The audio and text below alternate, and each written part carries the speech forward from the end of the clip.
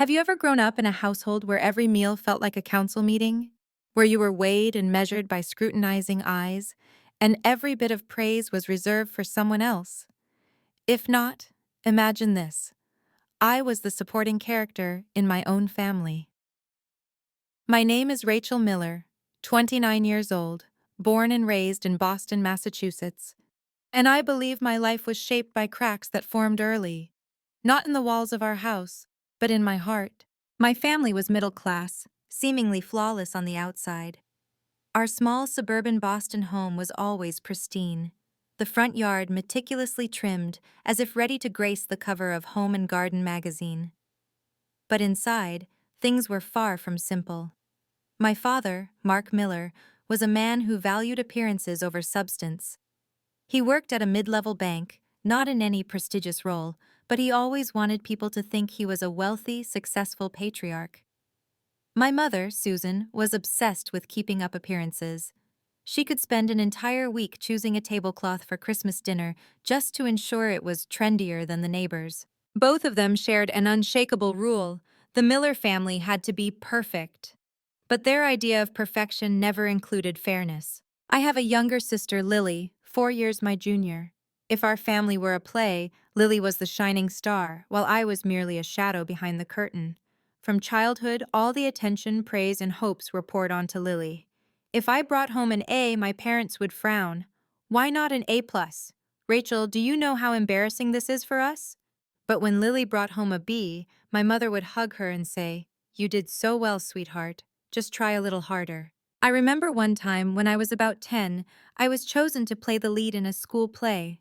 I rushed home, bursting with excitement to share the news. But instead of joy, my father said, "Don't forget to stand up straight. You slouch too much and it doesn't look good." Meanwhile, Lily, who was just a background tree in the same play, received a round of applause from our parents for standing so gracefully. That day, I learned a bitter lesson. In my parents' eyes, my worth wasn't in my efforts, but in whether I made them proud. Dinner at our house was like an audition. I had to choose my words carefully, sit properly, eat neatly. If I accidentally dropped a piece of meat off my plate, I'd get a glare. A Miller girl should be more refined than that. Meanwhile, Lily could eat messily, laugh loudly, and scatter crumbs across the table, and still be called natural and adorable. I used to wonder, do they even see me, or am I just a backdrop for Lily to shine? My teenage years felt like a constant rehearsal for adulthood in a suffocating mold. I wanted to learn to draw, but my mother said, "Drawing won't make you money. Pick something practical, like business." I wanted to join the basketball team, but my father said, "Your figure isn't balanced. You'd look awkward on the court. Focus on studying instead." One by one, my small dreams were snuffed out. I learned to stay silent, to fold my aspirations and tuck them into a drawer, just to keep my parents happy. Meanwhile, Lily was allowed to experiment. She could quit piano lessons after 2 months, switch to ballet, abandon that, and move on to guitar. Each time she gave up, my parents would comfort her. "It's okay, as long as you're happy." But me? If I quit anything, I was labeled impatient and irresponsible. This favoritism seeped into my veins like poison. I constantly pushed myself to prove my worth, but a familiar voice in my head kept whispering, "No matter what, you'll never be enough." That's how I grew up. A girl obsessed with being perfect, but never acknowledged. It sounds absurd, but our house had an unspoken rule: love always came with conditions. My parents might say, "We do everything for you," but that always came with a catch. "We do everything for you, so you must make us proud. We sacrifice, so you're not allowed to object." That wasn't love, it was a transaction. And in that transaction, I was always the one coming up short. Some nights, I'd lie in my small room, listening to Lily laughing with her friends next door, and I'd feel hollow inside. I wasn't jealous of what Lily had. I was jealous of the freedom to be accepted as herself. Boston is a bustling city, but my childhood was strangely lonely. Even when walking with my family along the Charles River, my parents would only gush about how Lily looked like an angel in the sunset, while I trailed behind, blending into the crowd like a shadow. From those fragments of memory, I began to understand. One day, those cracks would turn into a chasm. You can bury pain, but you can't erase it. It lies dormant, waiting for its moment to erupt. I'm telling you this not to complain, but to give you the context for what's to come. Because one day, those childhood cracks would burst open right at what was supposed to be the happiest moment of my life, my wedding day. But before we get to that tragic day, I want you to see me from the beginning. A child who only craved unconditional love, but never received it. If you grew up in a family with favoritism, you probably understand how I felt. Sad, angry, wondering, what did I do wrong? So what would you do? Silently endure or stand up and draw a line? Let me know in the comments. Have you ever been unfairly compared in your own family? How did you react? I want to hear your story because sometimes sharing is the only way to stop feeling alone in this pain. Have you ever tried your hardest, achieved something others could only dream of, only to come home and hear, "It's fine, but why can't you be like so-and-so?" I lived my entire youth to that tune, except so-and-so was my own sister, Lily Miller. To be fair, Lily wasn't malicious. She just lived as the pampered youngest child. But that pampering cast a giant shadow over me. No matter what I did, no matter how successful I was, Lily was always center stage, while I was pushed to the sidelines. I still remember the moment I received my acceptance letter to Harvard. It was my dream, the result of countless sleepless nights, stacks of books, and skipped parties just to study in the library. I handed the letter to my parents, heart pounding, waiting for their acknowledgement. My father glanced at it and nodded. Not bad, but you know, Harvard only offered you a partial scholarship. Why not a full one? You should have worked harder. I was stunned. Then my mother added, "At least Lily won't have to deal with this kind of pressure. She knows how to enjoy life more than you." And just like that, my greatest achievement became another excuse for them to praise Lily, who never had a GPA above 3.0 in high school. Lily was the quintessential family princess. Flowing blonde hair, sparkling blue eyes, a charming smile. Everywhere she went, people called her angelic. I was different. I had straight brown hair and angular features my mother often criticized. If you smiled less, you'd look less awkward. I was smart, but in my parents' eyes, intelligence doesn't make you prettier. Every summer, Lily was sent to art camps, dance classes, acting workshops. When she quit halfway, my parents would pat her head. "It's okay, as long as you're happy." Me? I asked to join a free drawing class at the public library, and my mother snapped, "Don't waste time on useless things. Study math instead. It'll get you into college easier." While I spent my teenage years cramming knowledge, Lily lived a rosy childhood. Lavish birthday parties, thick photo albums, endless praise. I learned to swallow my tears and force a stiff smile every time my parents said, "Rachel, you should learn from Lily." When I got to college, I thought things would change. At Harvard, I was respected. My friends and professors valued my intelligence and hard work. I was chosen as a teaching assistant, won research awards. But every time I visited home, my achievements vanished in the face of Lily's latest story. "Lily just got 500 likes on her Instagram post. Amazing, right?" My mother gushed at dinner. I shrugged and mentioned my published research paper. My father mumbled, then turned to Lily. "You should consider becoming an influencer. We believe you could be famous." See? While I was wrestling with academic papers, in their eyes, Lily's shine outdid mine. She didn't need to be a genius. Just a smile and a photo were enough to make them prouder of her than of me. The unfairness ate at me daily. I tried fighting back, shouting, "What about me? Why don't you ever see me?" But the answer was always, "Rachel, don't overreact. You're too sensitive. We love you both equally." What a joke. Equal love when I was always in the passenger seat while Lily was placed on a pedestal? Once, I brought home my summa cum laude degree. My mother gave a faint smile. "Good, but don't get cocky. Your appearance matters more in the job market. Look at Lily. She's always radiant." I laughed bitterly. Apparently, in their metric, knowledge meant nothing without a face that fit their standards. Those years turned me into someone obsessed with validation. I threw myself into studying, working, anything to prove I was worthy. But every time I hoped for my parents' acknowledgement, I got disappointment. And repeated disappointment turns into despair. I don't resent Lily. She just innocently enjoyed her role as the princess handed to her. But I resent my parents' blind favoritism.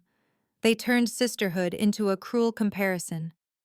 They planted in me an obsession that love always comes with conditions, that to be loved, I had to be better, more perfect, or prettier. Boston winters back then were long and cold, but the chill outside was nothing compared to the coldness at our family dinners. I felt invisible in the very home I grew up in. I could be on the school's honor roll, but in my parents' eyes, I was still just a shadow behind Lily. Years later, I realized that shadow shaped how I saw the world. I was always trying to prove myself to bosses, colleagues, friends, even strangers. But the harder I tried, the more I faced a bitter truth. My parents never really wanted to see me. Some wounds never heal. They just lie dormant, waiting to resurface. And for me, that day came at the most significant moment, when I met Daniel Carter, the first man to see me for who I am, not as Lily's shadow. But to tell you about that fateful moment, I'll save it for the next chapter. Have you ever walked into a crowded room full of dazzling people, yet felt utterly out of place? As if all the chandeliers, champagne glasses, and ball gowns only highlighted your loneliness? That's exactly how I felt that fateful night, at a charity gala in a luxurious Boston hotel. I never expected that, in that artificial world, someone would appear to change the entire trajectory of my life. I was there for work. I worked at a marketing firm, and my boss, a self-proclaimed branding genius, loved dragging employees along to these events as background props. I wore a simple black dress, not the kind that turned heads, but polite enough to blend in. In the mirror, I looked more like an assistant than a distinguished guest. And true enough, the entire evening, no one asked who I was or what I did, except to pour more wine or pass a business card. I wandered among the silent auction tables, an antique vase, an oil painting, a glittering jewelry set that reminded me of my mother's fake smile. I sighed, holding a champagne glass I didn't bother sipping. I was used to feeling invisible, at home overshadowed by Lily, at work overshadowed by my boss, at the gala just a moving shadow. I told myself, endure a few hours, then go home. Nothing new, Rachel. But then, a warm voice broke through the stifling air beside me. Do you find this vase as boring as I do? I turned, startled. Standing before me was a tall man with dark brown hair and warm eyes that held a hint of mischief. He wasn't wearing an ostentatious bow tie or a flashy suit. His suit was simple, well-fitted, more comfortable than showy. Most importantly, he smiled at me as if I were the only person in the room. I thought I was hiding my feelings. Well, I laughed, feeling at ease for the first time that night. He shrugged. Trust me, I'm hiding in this corner to avoid talking about last quarter's profits. His words made me laugh out loud. Strangely, in a room full of strangers, I felt like I'd found an ally. He extended his hand. I'm Daniel. Rachel, I replied, shaking his hand. His grip was firm, warm, unlike the rushed, calculated handshakes of the businessmen around me. We started talking, not the usual shallow, what do you do, or which company are you with, but questions that caught me off guard. What makes you smile on a bad day? If you weren't here, where would you rather be? I was thrown off but realized, for the first time in ages, I could answer with my true feelings. I said I'd rather be by the Charles River, eating a grilled cheese sandwich, than in this stuffy room. Daniel nodded. Sounds 100 times better than that buffet. We laughed. I noticed when I spoke, he didn't scan the room for someone more important, didn't check his phone, didn't nod absent-mindedly. He looked me in the eyes and listened. It unsettled me. I was so used to being ignored that when someone paid attention, I didn't know how to handle it. When the background music shifted to soft jazz, Daniel raised his glass. To the party escapees? I laughed, clinking my glass with his. To the party escapees. In that moment, I felt something strange, like the entire room vanished, leaving just the two of us. I thought of my parents, of Lily, of the years I'd fought to be seen, and wondered, if they saw me laughing so naturally with a stranger, would they even recognize me? What struck me was that Daniel didn't act rich. No boasting, no talk of money. He shared how he loved hiking in Maine, taking landscape photos, and failing miserably at learning the guitar. He laughed at his own clumsiness in a way that felt light, making me breathe easier. It was something I'd never seen in my family, where every mistake was magnified as proof of not being good enough. Our conversation stretched so long I lost track of time. When the MC announced the main auction, I realized I didn't care who won what. I just wanted to stay in that corner, listening to Daniel's small, honest stories. As the gala ended, he asked, "Rachel, can I have your number? I promise I won't call to discuss quarterly profits." I chuckled, pulling out my phone to give him my number. For some reason, that simple act made my heart race more than usual. On the way home, I sat in the taxi, watching Boston's lights blur past the window. I thought of Daniel's smile, the feeling of being heard, of being present. And for the first time in years, I felt hope. You might think I'm being overly romantic, that a brief conversation couldn't change a life. But trust me, when you've spent your childhood in someone else's shadow, the moment someone truly sees you, just you, feels like a miracle. I didn't know that night was the start of a chain of events that would lead to the happiest and most painful day of my life, my wedding day. It all began with that handshake with Daniel Carter in that chandelier-lit room. Have you ever loved someone, thinking you knew everything about them, only to discover they had a whole secret world they never shared? Not a guilty secret, but a truth so big it could change everything, either make you run or make you love them more. I experienced that with Daniel. We'd been dating for about 8 months when that secret came to light. By then, Daniel had become an essential part of my life. We had dinners at small Italian restaurants in the North End, strolled along the Charles River on weekend afternoons, or simply sat on the couch sharing a pizza, watching a mediocre movie. Those moments made me feel like I could finally live as a normal person, not a fixer-upper project in my parents' eyes. Daniel was always unassuming. He drove an old sedan, wore jeans and plain shirts, nothing like the rich heir stereotype from American movies. That humility drew me in. I was exhausted by people who flaunted. At home, I already had parents who paraded Lily as a trophy. I didn't need more of that in my life. Then one weekend, Daniel invited me to Michigan. "I want to show you somewhere important," he said. I didn't think much of it, assuming he wanted me to meet friends or family. We walked along a lake, the sky clear, a gentle breeze blowing. Daniel was unusually quiet. I teased, "Are you about to propose or something?" He laughed, but his eyes held a trace of nervousness. He stopped, picked up a stone, skipped it across the water, then turned to me. "Rachel, there's something I haven't told you. I'm afraid if I do, you'll see me differently." I frowned, my heart racing. My mind conjured scenarios. Was he married and divorced? In debt? Secretly in a dangerous job? But his next words floored me. "I'm a Carter, from the Carter and Sons family." I froze.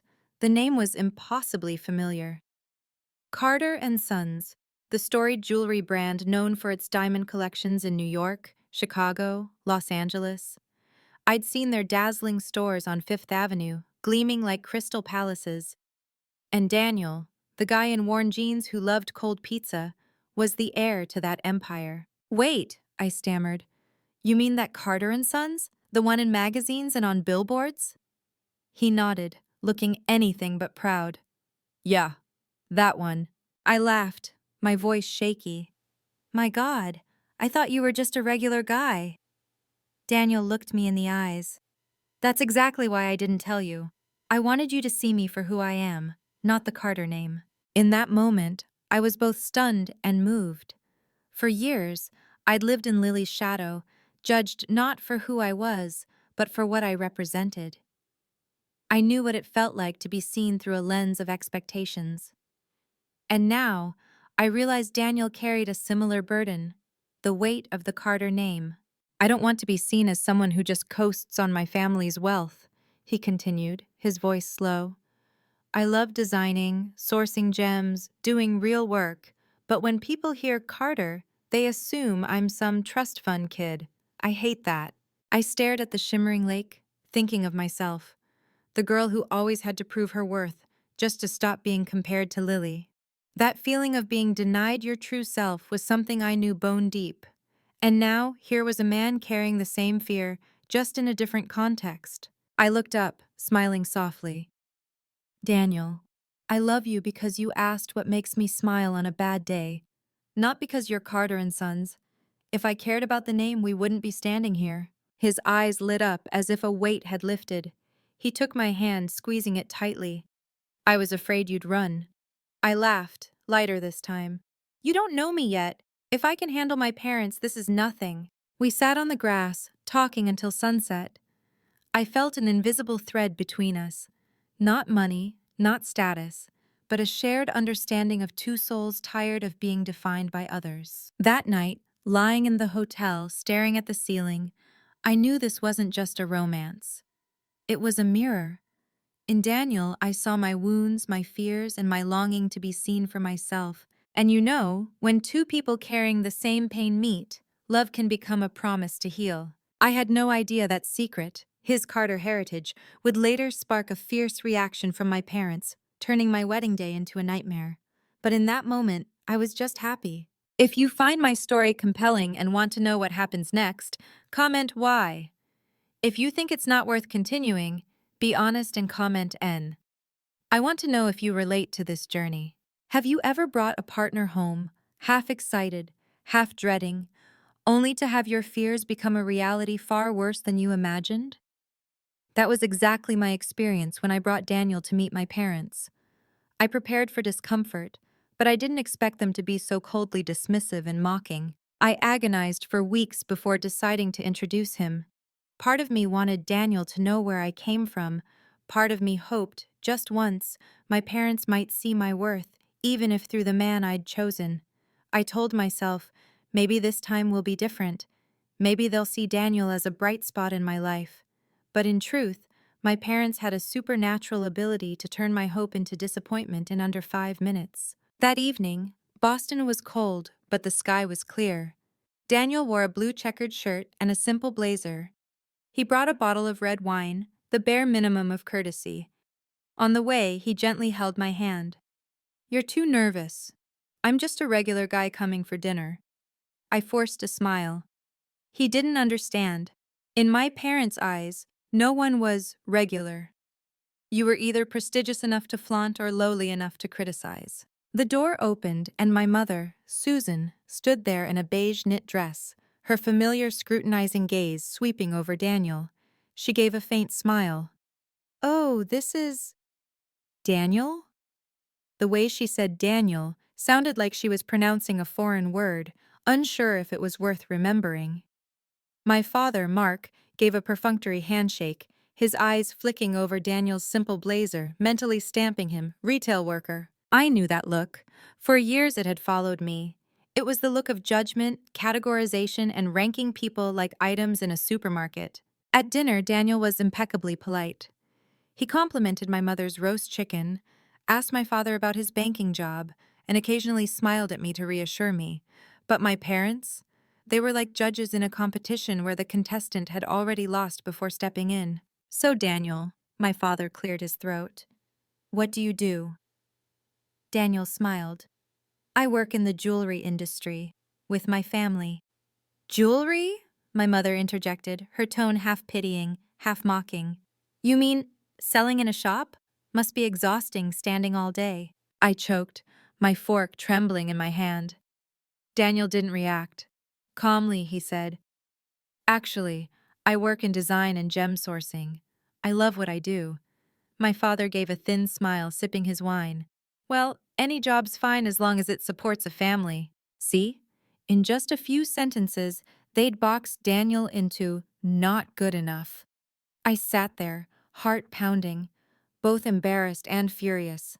I'd anticipated they'd look down on him, but I didn't expect such blatant disdain. If you want to hear more stories and struggles like mine and relate to them, you can check out my previous videos on this channel. It got worse. Lily, my sister, showed up. That day, she arrived in a sparkling dress, sat at the table, and instantly became the center of attention. My parents lit up, asking her about her parties, her social media followers. Daniel listened politely, while I just wanted to disappear. There's one moment I'll never forget. When I mentioned that Daniel and I met at a charity gala, my mother raised an eyebrow. "Oh, at least you have something in common with high society." Then she glanced at me and added, "It's surprising you even got into a place like that." Her words stabbed me like a knife.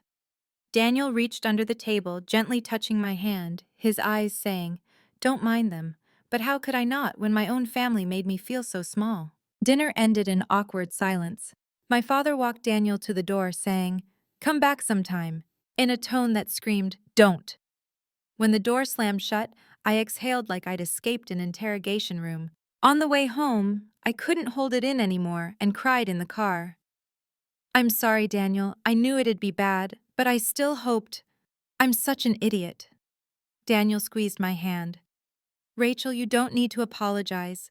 You're not responsible for their behavior, and they won't change how I see you." I looked at him, seeing a truth reflected in his eyes. For the first time, someone stood by me not to criticize or compare, but to protect. That night, lying in bed, I replayed it all. My parents had succeeded in making me feel invisible my whole life. But with Daniel, I wasn't a shadow. I was me, and that made me both grateful and afraid, because I had a gut feeling my family wouldn't stop at snide remarks.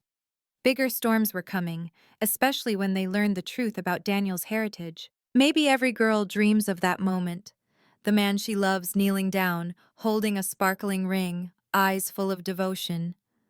But I'm certain no one imagines that the most romantic moment of their life would be turned into a cold interrogation by their own parents. Sadly, that's my story. The day Daniel proposed, Boston glowed with the golden light of autumn. He took me to a rooftop restaurant at an art museum where the sunset stretched across the Charles River like an oil painting. I still remember stepping into that space. The scent of aged wood mixed with red wine, soft violin music in the corner, and Daniel, in a simple, perfectly fitted suit, waiting for me with a warm smile. Dinner passed gently, nothing hinting at what was to come. I thought he'd planned a regular romantic date when he suddenly stood, pulled my chair out, and knelt down. I froze. He pulled a velvet box from his pocket, revealing a ring unlike any I'd ever seen. It wasn't the kind of giant diamond ring people flaunt on Instagram. It was simple, exquisite, with a turquoise stone, my birthstone, framed by tiny diamonds in a soft platinum setting. Tears welled up. I realized this wasn't just jewelry.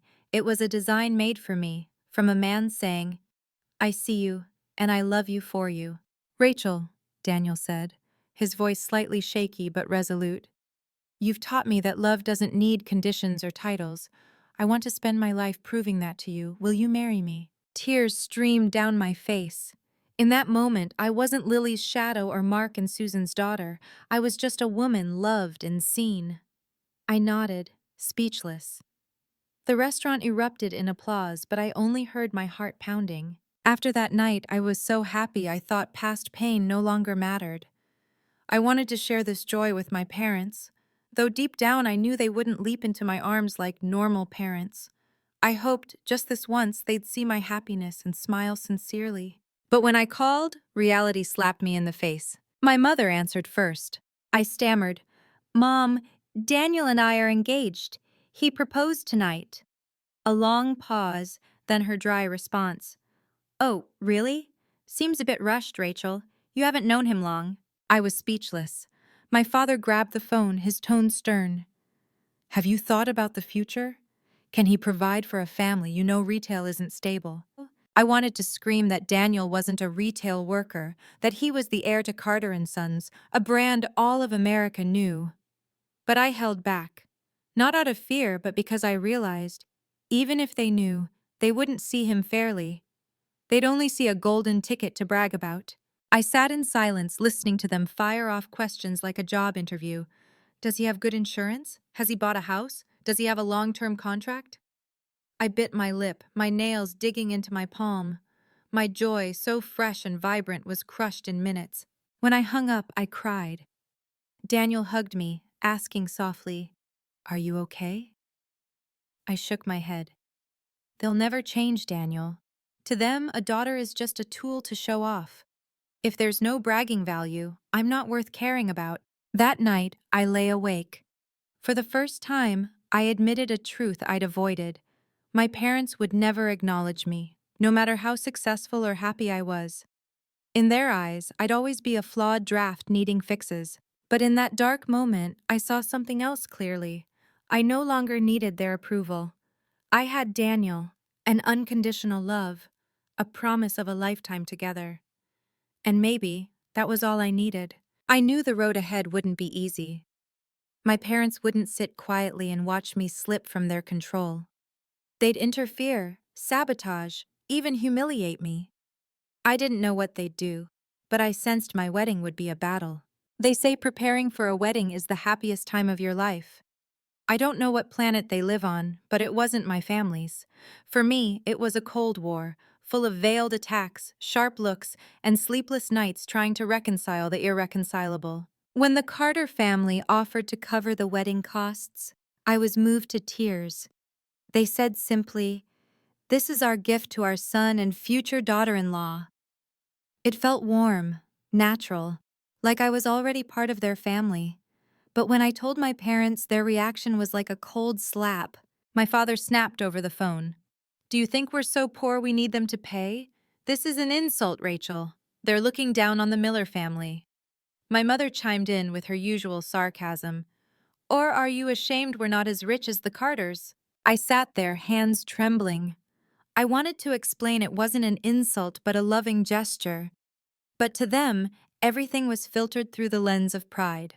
Instead of gratitude, they turned a kind act into proof I'd betrayed the family. From that moment, every wedding detail became a battlefield. We chose Boston Public Garden for the venue. Romantic, lush with flowers tied to our first date. But when my parents heard, their reaction was immediate. "A park? Oh, how fancy! What will the guests think? That our daughter wants to show off?" I sighed, wondering, what do they want? A small church would be tacky. A romantic garden was showing off. Maybe the only acceptable choice was no wedding. For the menu, Daniel and I picked elegant but simple dishes: fresh salad, lemon herb chicken, chocolate mousse cake. I thought no one could object to food, but my parents found a way to mock it. "Smoked salmon? Older guests won't eat that, so pretentious." "Mousse cake? Why not traditional cake? People will think you're copying the rich."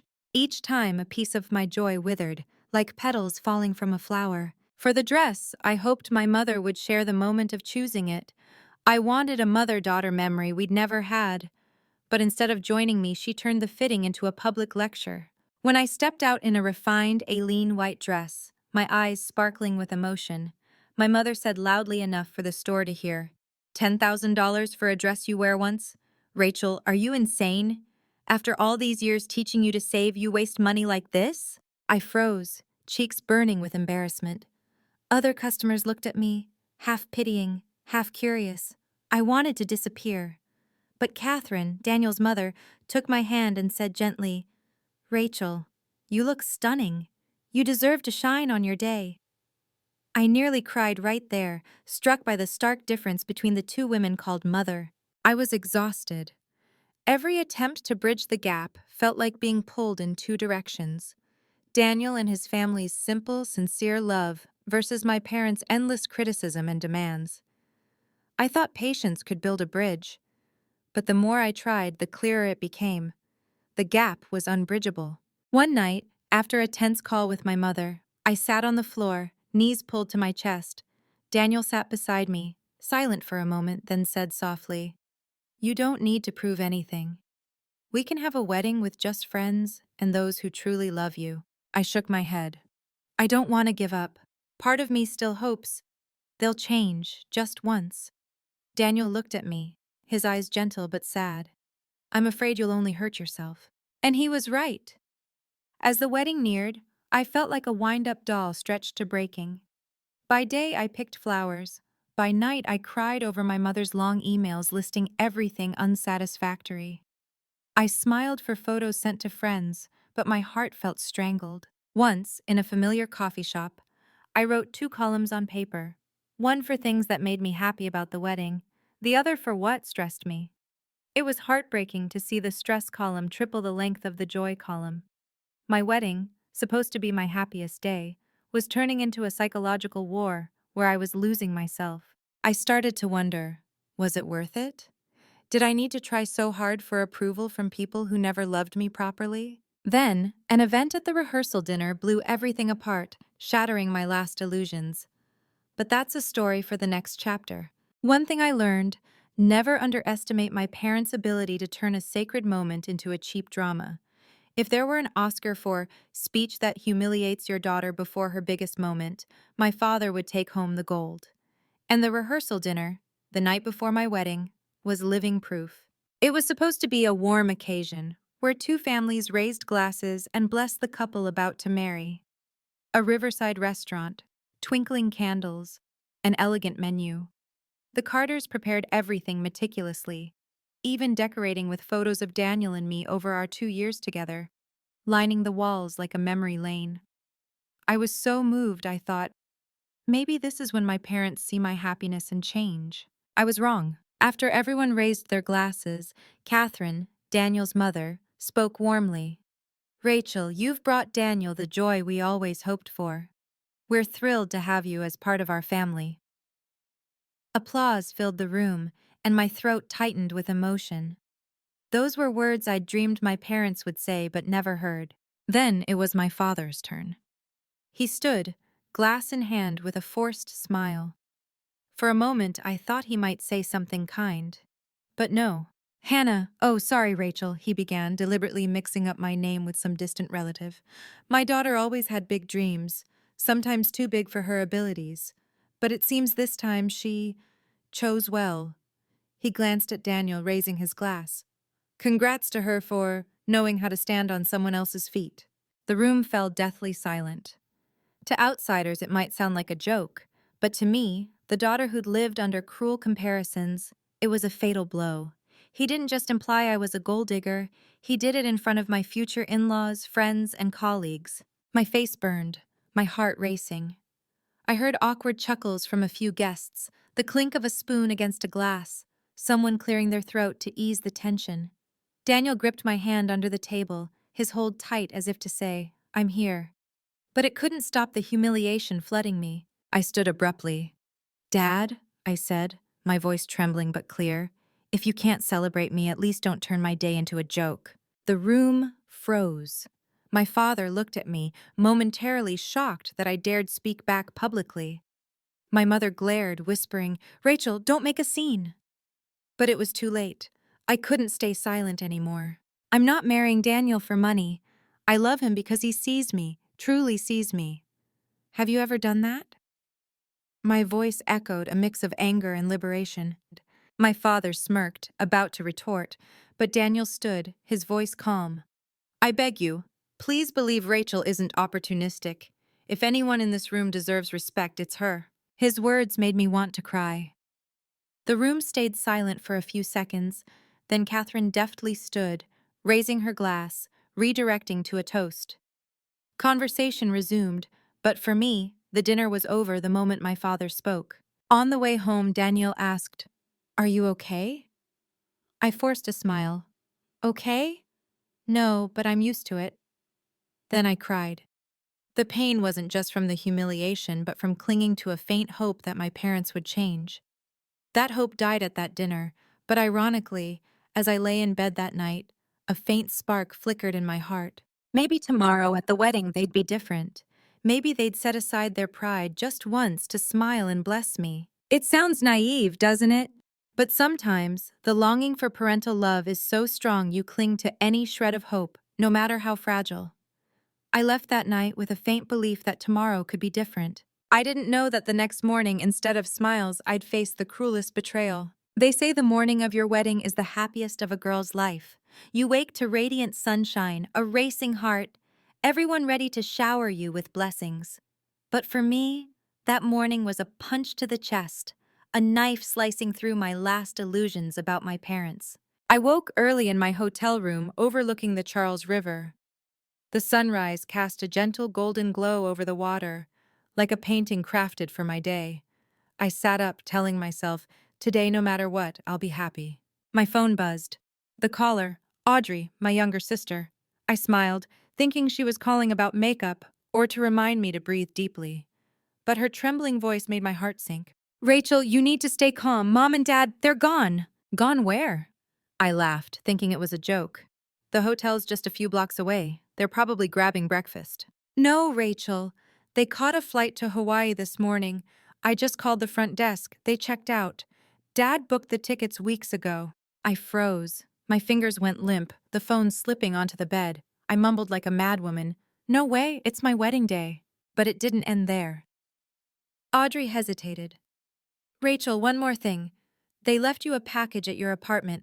The building manager called me. He said Dad insisted you get it this morning. A chill ran down my spine.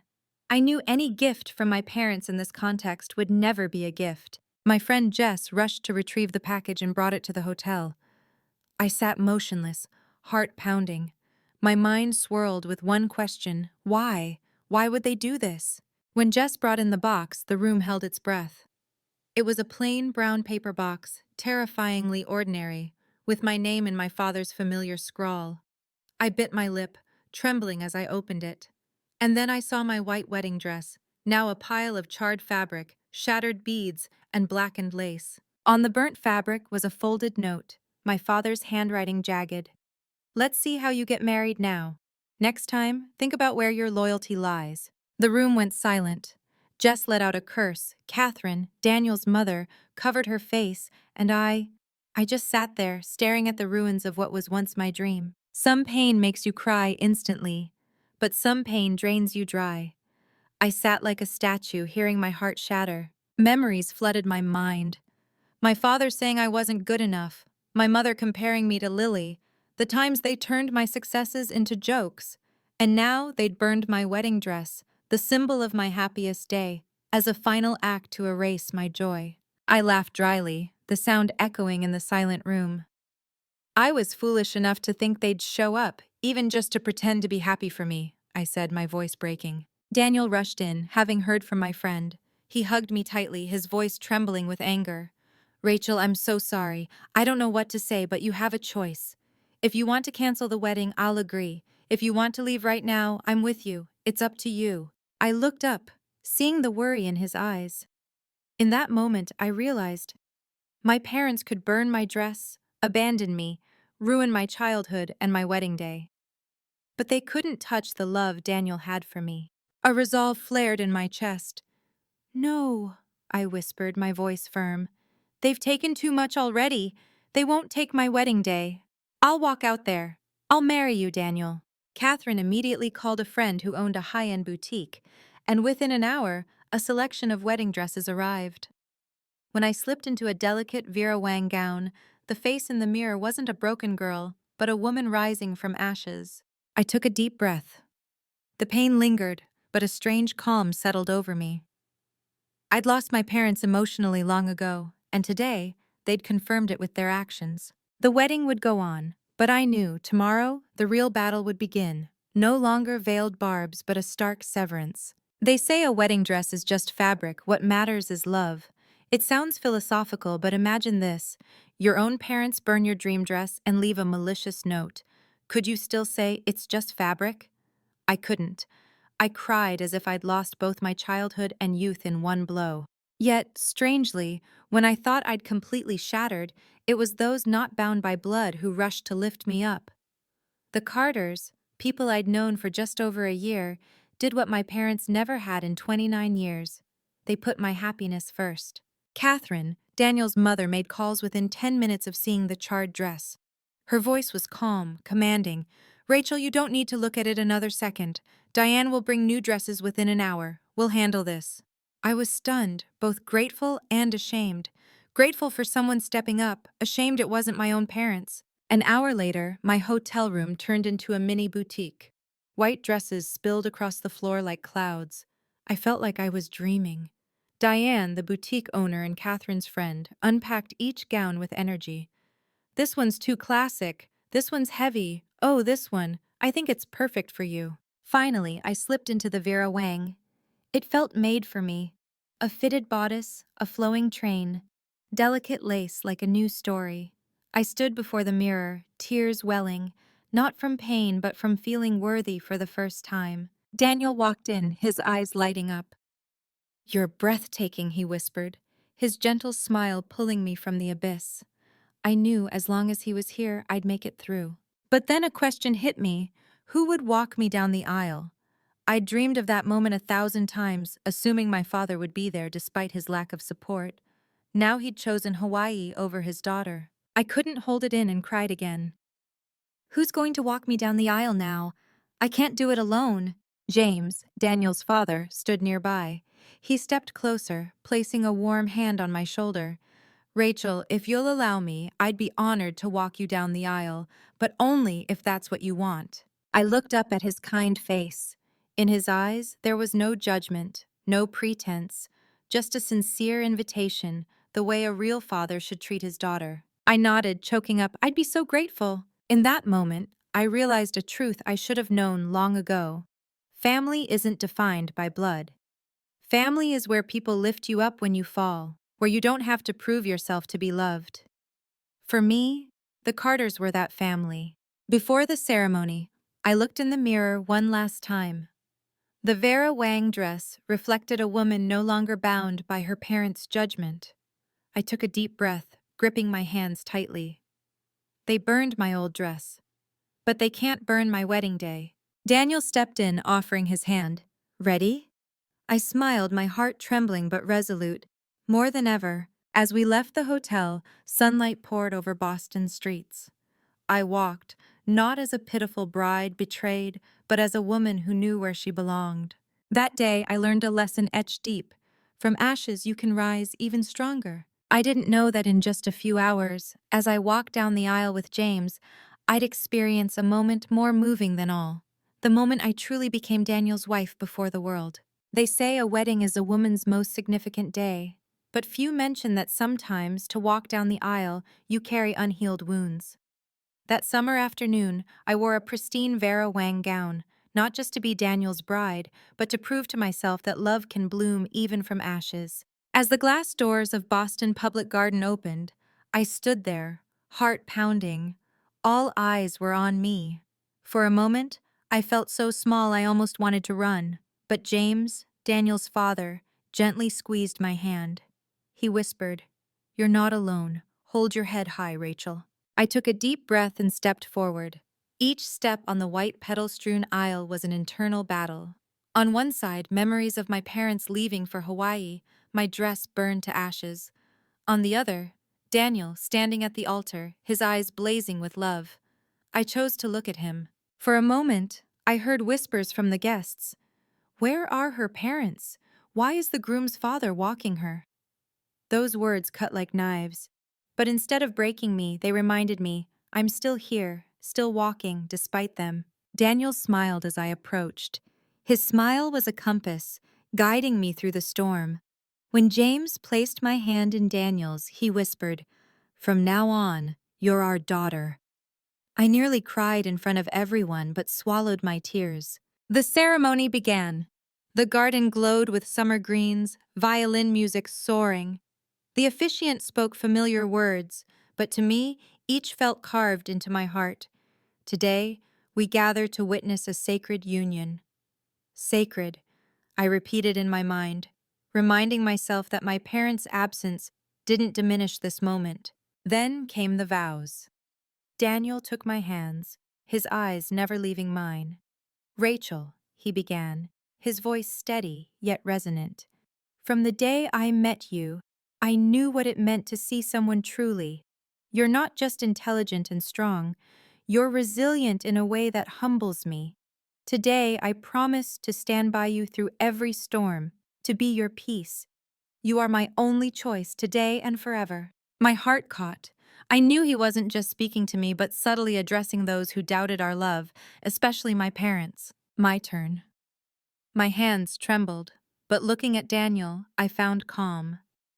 Daniel, I said, my voice hoarse but firm, you taught me that real love doesn't come from perfection, but from acceptance. When the world turned its back, you were there, holding my hand. Today, I promise to love you, not because you're a Carter, but because you saw me when I'd spent my life as a shadow. I'm myself with you, and that's what I want to cherish forever. Applause erupted, some wiping tears. I saw Catherine pass a tissue to a guest, and Jess, my best friend, nodded with a proud, emotional smile. As we exchanged rings, the room seemed to still. I felt old wounds being stitched with new thread, promises, gazes, and an embrace wide open. When the officiant declared, "I proudly present Daniel and Rachel Carter," the room exploded in applause. I kissed Daniel, and in that kiss I didn't just say I do, but I've won. Won against my parents, against unfair comparisons, against the shadows that cloaked my childhood. The reception was like a dream. White roses adorned tables, lights twinkling off smiling faces. Some whispered regret that my parents weren't there, but I realized their absence was filled by the Carters' love and my friends. I lacked nothing. One moment stood out, the father-daughter dance. I thought I'd skip it, but James stepped forward, offering his hand. "May I have this honor?" I nodded, choking up. We danced to Sinatra, and I smiled through tears. For the first time, I felt what it was like to have a real father by my side. That night, looking around the room filled with laughter and joy, I thought, they could burn my dress, but not my spirit. This wedding is a testament to resilience and love. There's a strange irony in this age. Sometimes you don't need to invite anyone to a party. Just post a few photos, and the world becomes your audience. In my case, that audience wasn't just strangers liking posts, but included my parents, the ones who abandoned me for Hawaii and burned my wedding dress. After the wedding, I hesitated for days before posting photos. Part of me didn't want to turn a sacred moment into a performance. Part feared painful questions. Why weren't her parents there? But looking at the pictures, Daniel beaming as he held my hand, James walking me down the aisle, Catherine wiping happy tears, I realized, this is my story. I have no reason to hide. I chose 12 of the best, getting ready in the hotel, walking down the aisle, exchanging rings, the father-daughter dance with James. I wrote a short caption. A day that began in tears but ended in smiles. Love won. Within hours, the post went viral. Friends, colleagues, even college acquaintances flooded in with congratulations. But the biggest surprise was a comment from the designer of my Vera Wang dress.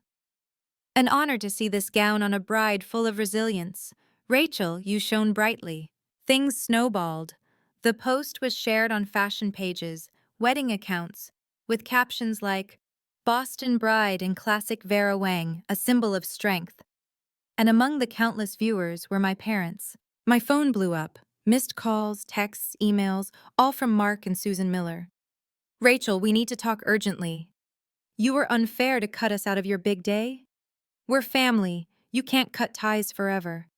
And the kicker, you hid the Carters' wealth from us. How could you?" I laughed bitterly. It was astonishing. They abandoned their daughter on her wedding day, burned her dress, then blamed her for not revealing her husband's wealth.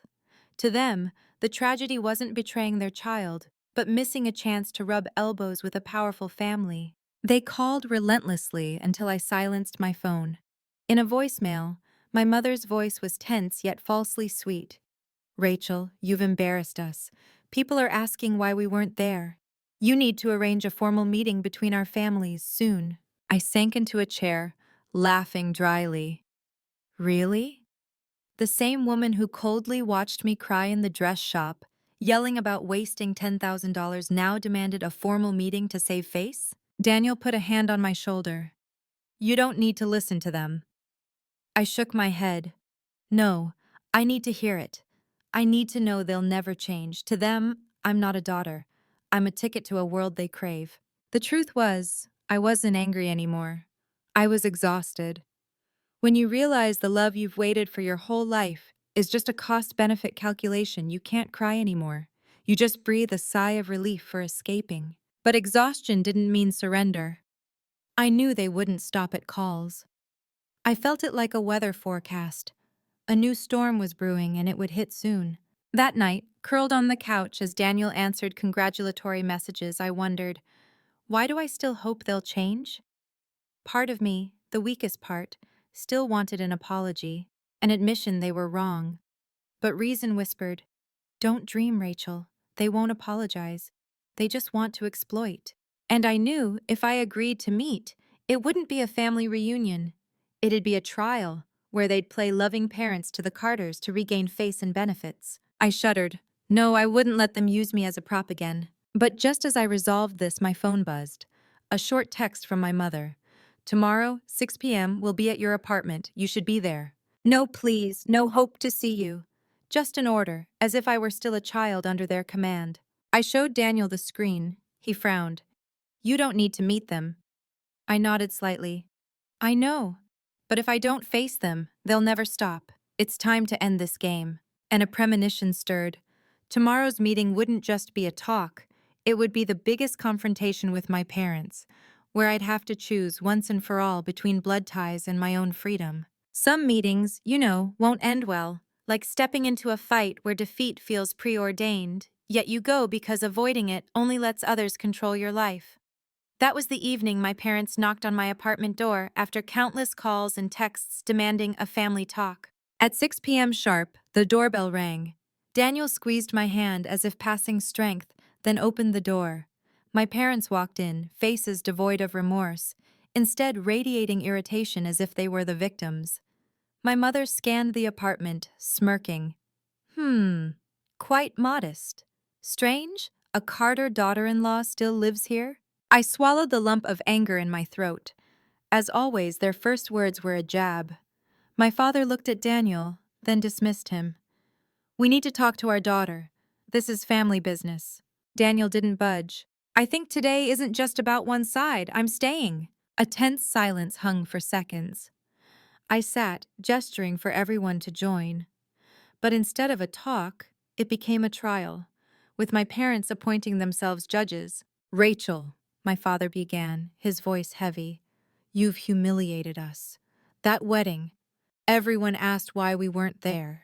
Do you know how much gossip we've endured? I laughed dryly. Oh, so the real issue isn't abandoning your daughter on her wedding day, but what the neighbors think? My father's face reddened, and my mother jumped in. You don't understand. We were hurt seeing you choose the Carters over your real family. We just reacted poorly. I sat up straight, eyes blazing. Poorly? You call ditching your daughter on her wedding day poorly? Burning her dress and leaving a vicious note poorly? What would you call it? A joke? The air thickened. My father squirmed, avoiding my gaze.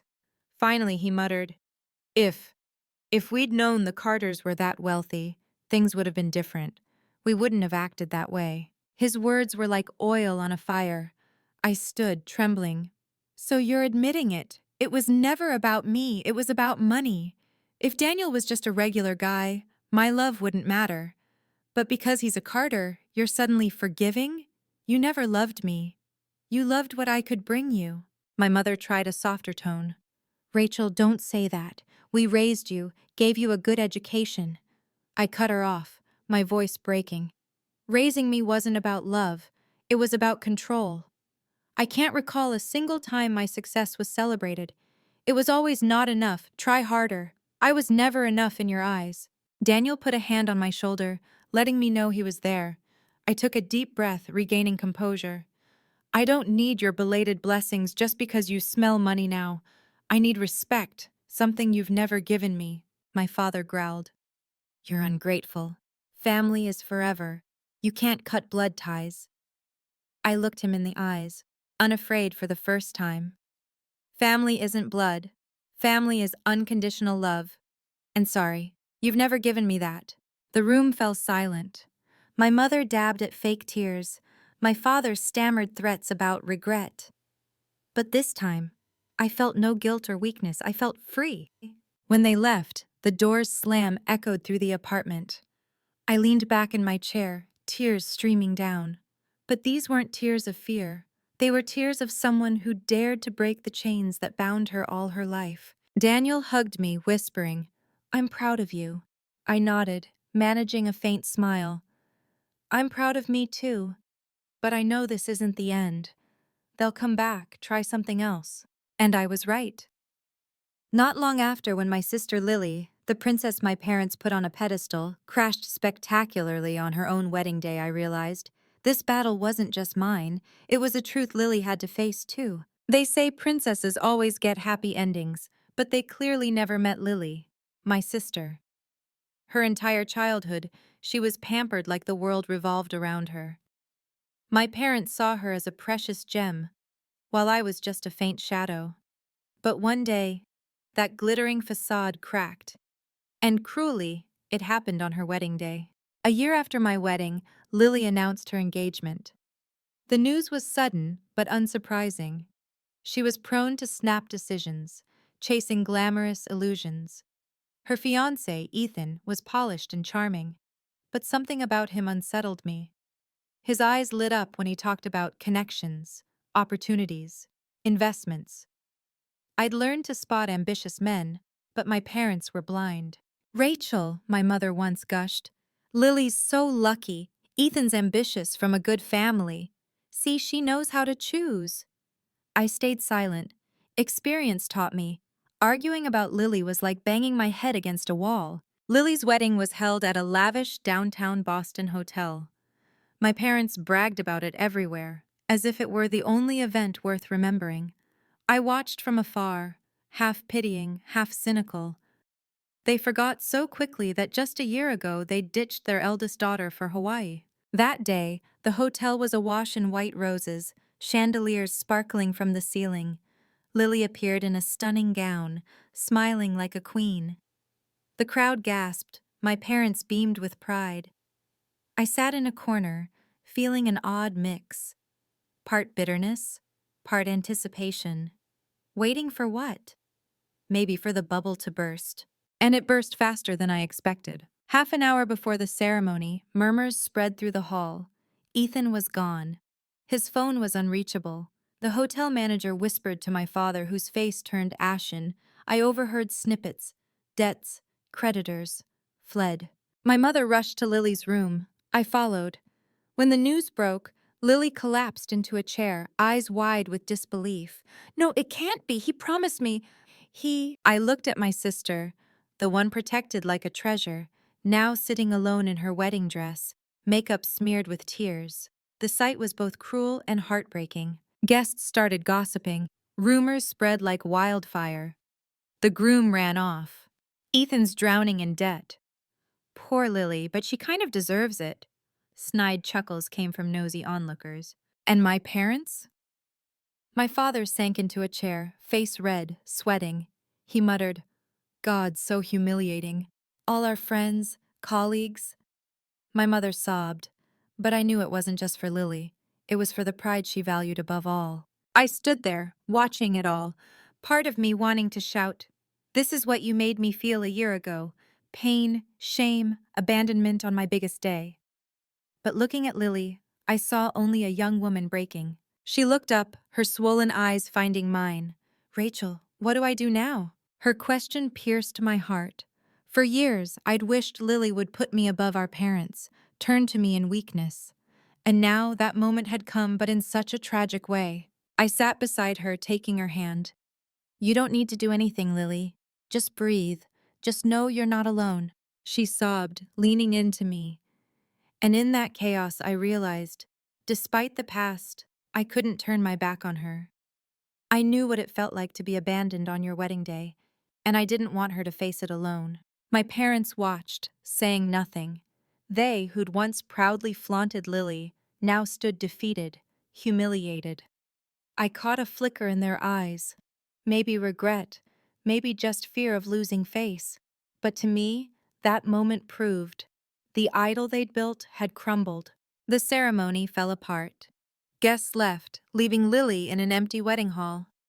I helped her out, my heart heavy but clearer than ever. The cycle of favoritism and pretense had collapsed on its own without me needing revenge. Driving her home, I glanced at Lily in the back seat, eyes closed. I knew this was just the start. She'd have to learn to stand without the adulation, and I'd have to keep fighting to hold my boundaries. But at least, we weren't alone anymore. Looking at her, I thought, maybe, finally, the princess learned that happiness doesn't come from blind pampering, but from growing through failure. And I, the forgotten daughter, learned that the greatest strength isn't revenge, but reaching out at the right moment. That night, writing in my journal, I penned one line. Real family isn't blood. It's respect and compassion. The rest, time will decide. Reflecting on this journey, I realized sometimes the hardest thing isn't facing strangers, but confronting your own family. I endured favoritism, betrayal, even cruelty on my wedding day. But from those ruins, I found resilience, unconditional love, and ultimately, compassion. I learned that true family isn't just blood, it's respect, listening, and love without conditions. I learned to forgive, but forgiveness doesn't mean forgetting. It's setting boundaries to prevent repeated pain. And most importantly, I understood that rising from ashes is a chance to build a life more worthy. If this story touched you, please hit like, share your own experiences in the comments, and don't forget to follow the channel, because maybe your story will inspire someone else to overcome their darkness.